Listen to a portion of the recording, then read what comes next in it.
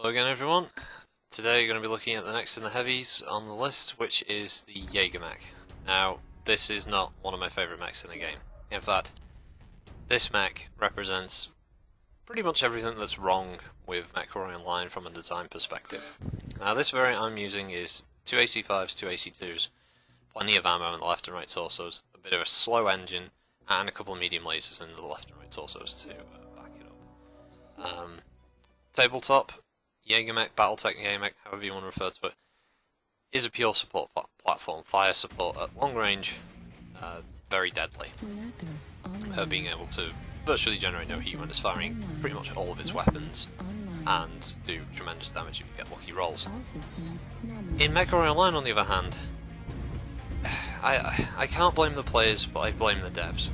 Basically, because of the bastardization of the customization system in the game, the fact that you can take this mech and put 2 Gauss rifles on each arm is, in my opinion, fucking ridiculous.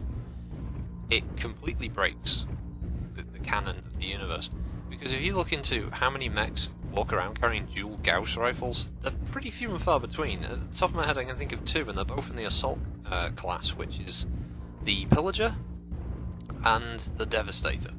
Both mechs are not very common, and there's a reason for this. Dual Gauss rifles is really fucking overpowered, and on the other hand, there's the dual AC-20s, and again, any mechs you look up that have dual AC-20s are in the 100-ton category. Things like, well, I don't know, the King Crab. This game allows you to basically walk around in a mini King Crab or a mini Devastator. I mean, you could probably even squeeze in a PPC if you wanted to make a true Devastator build. And it's so wrong, and it pisses me off so much. With this mech, I like the mech, it looks great, it's a fantastic redesign of a frankly odd looking mech in the original artwork. This looks nice. It's got really high, well positioned arms that allow you to keep your mech's torso relatively covered for when you want to pop up and shoot. It's got plenty of ballistic slots, so if you love your ACs or your machine guns, whatever, you can build them. In fact, there are a few builds that exclusively use like multiple 4 or 5 or even 6 machine guns. You can do dual LBX builds, you can do AC-20, AC-10 builds. There's all kinds of combinations you can do with the best suit or stuff. If you're new, if you're a beginner and you've saved up some C builds, I guarantee you, if you buy 2 AC-20s and get the right engine in this thing, and some ammo, you're gonna get kills. Doesn't matter what fucking mech they're in. They could be in a direwolf. More often than not, 2 AC-20s will scare the shit out of anybody who comes up against you. And yeah, you'll get kills. Personally for me, I think it's cheap, and it's not Battletech. I mean, fuck it. I mean, if we're just gonna be sticking Gauss rifles and AC-20s and everything, let's just make every mech 100 tons and just allow everyone to run around and do that, because that's unfortunately PGI's fault. They have given us, the players, the ability to do this, and of course players who want to be competitive are, if they're not stupid, are just going to do that. And you can see that basically. If you put a ballistic slot on a mech, you're going to put a Gauss rifle in it, you're going to put an AC in it, even if it wasn't built to have that. And that's the issue I have with this mech, is even from a technical, I mean, from a realistic standpoint, I know giant walking robots, pull all that aside, think about the Battletech lore. The Gauss rifle would have so much recoil when it fires. The arm mountings on a Jagermech isn't built to take that kind of stress. It would probably fracture. Dual AC-20s would be even worse. The shaking would probably break the ammunition casing, and it would damage the mech's arms.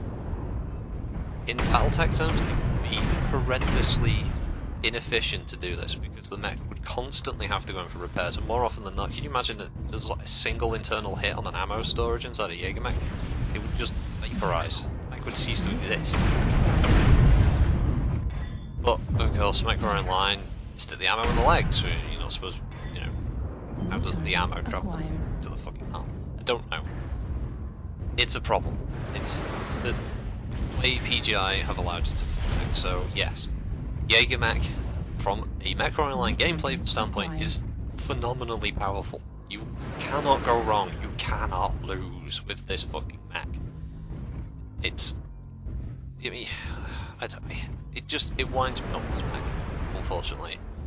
I like a lot of the other mechs. I loathe piloting this thing, and I loathe going up against this thing. That's not to say it's really powerful in the sense that it can take a lot of hits. It can't. It hasn't got a ton of armour.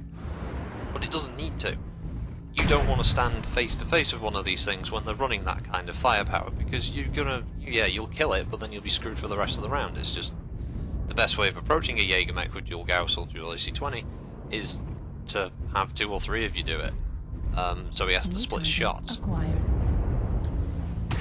If you're fighting them, I recommend blowing his arms off. Once he loses his arms, he's lost his best weapons.